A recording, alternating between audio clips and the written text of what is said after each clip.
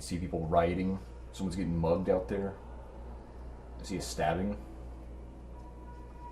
This is the most dangerous state in the Union. Yeah, this is like Juarez, Mexico. Like we're gonna have, I hope we brought like Kevlar and like a flak jacket, because you know we're gonna go out there and it's gonna be like pushing through a zombie horde, crackheads everywhere trying to stab us every step. I'm scared of this place, terrified.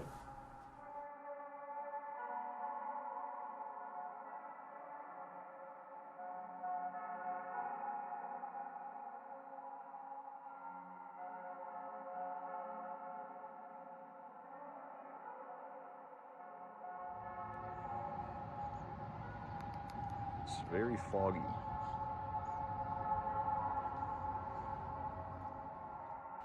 It feels like a lifetime ago, but at one point, I decided to travel to Portland, Maine. And there, I realized what was always missing in my life. In Maine, I felt a sense of calm. I felt like I was in a whole new realm of reality. I had transcended the material world, and I had reached utopia. It was the Garden of Eden. It was New Atlantis. Paradise.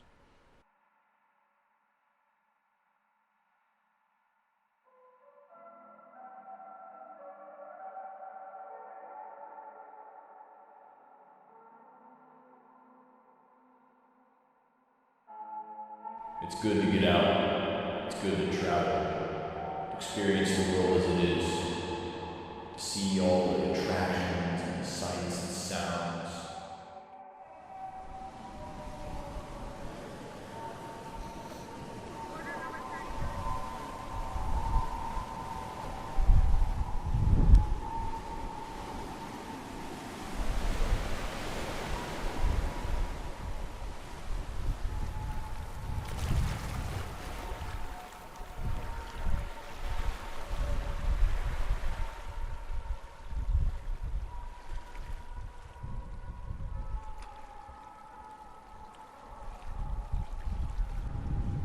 Look at this hole in the ground.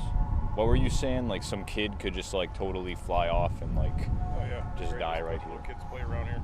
Here, let's swap. Hold this. Yeah. So there's just some hole here. I imagine some kid would just like run down here. The scuba diver come out of the water too. Just noticed that. Oh.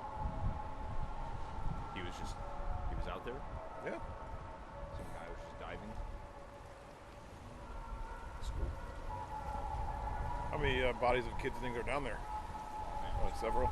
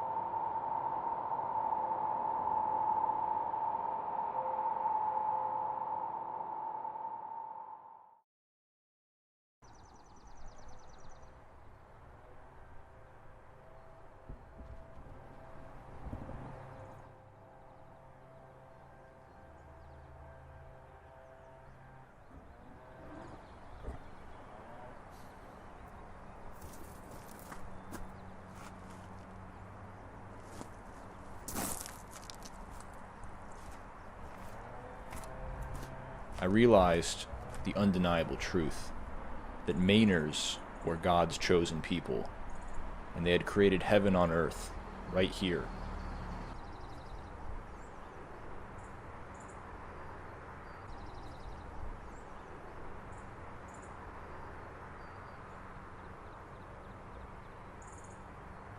We had hiked up the side of a mountain. We finally reached the top after about a few hours, and at the top of the mountain, I felt like I could see half the state. I looked out and I saw all the little islands. I saw all the people around me, and I saw the town not far ahead. Bar Harbor it was. And I stood there. While I was there, the weirdest thing happened. A seagull came up to me. He started drinking out of a small pond. And I was just sitting there eating some trail mix, but this seagull, he flew up to me. Slowly he walked up to me.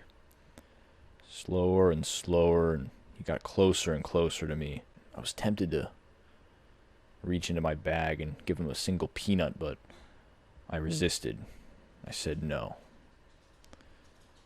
But the seagull, he kept getting closer and closer.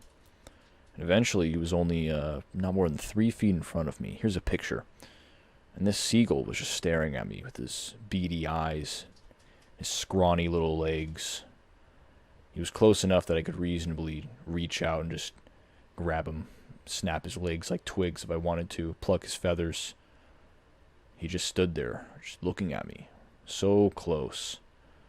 After a while, he walked away, flew off. But the oddest thing happened. Not more than an hour later, my father and I, we hiked down the mountain. We drove to the other side of the island, and we stood on some rigid, sharp rocks, and we looked out into the ocean. These waves were big, and they kept crashing against the rocks, spraying us down, and the weirdest thing happened. We saw the seagull. Now, this seagull looked at me. I looked back at him. And at first I thought it was a completely different seagull, but I realized the undeniable truth that the seagull had been following us. I could see it was the same exact bird. This bird, it was looking at me with the same eyes. It had the same little bit of red on its beak. It had to be the same bird. It had followed us across the island. I began to panic. I took my father by the arm and said, "We have to get out of here right now." And we left in a hurry.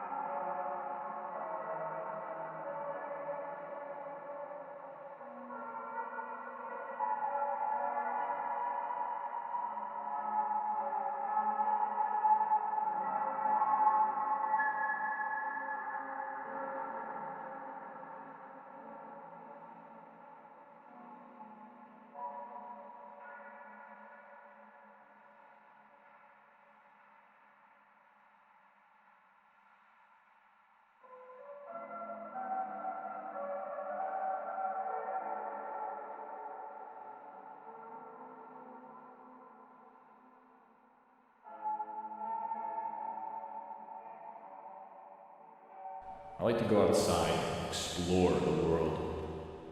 I like to feel the warm sun on my skin. I like to see the blue sky. I like to breathe in the crisp, cool air and feel the mist of ocean waves hitting rocks. The water was too blue. All my life I had been swimming in Lake Michigan.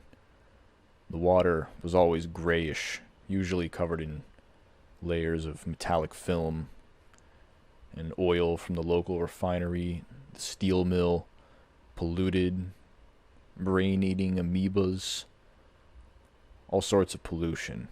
So I was used to this, swimming in sewage. It's part of the reason why I might just be completely insane. But anyways, when I was in Maine, the water was blue. It wasn't clear, it wasn't bluish, it was blue. It was like blue paint. And this bright blue water, it scared me. I couldn't believe it. It looked fake. It looked like a color-corrected picture, but this picture that you're seeing, there's no color correction. This was shot on iPhone. This was shot on iPhone. No color correction, I swear to God.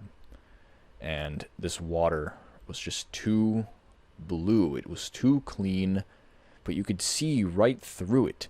You could see the bottom of the ocean. Being there, Bar Harbor, Maine, it was like living inside a painting. The water was too blue, so blue it looked like paint, but you could see right through it. You could see right through it. You could see the bottom. You could see all the lobsters and the oysters and the fish swimming around. The water was almost as blue as the sky.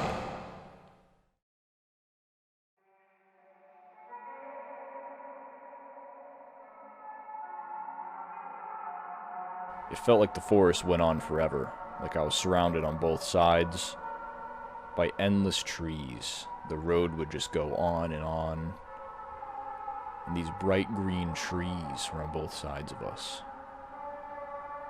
Just never ending. We were on this endless road.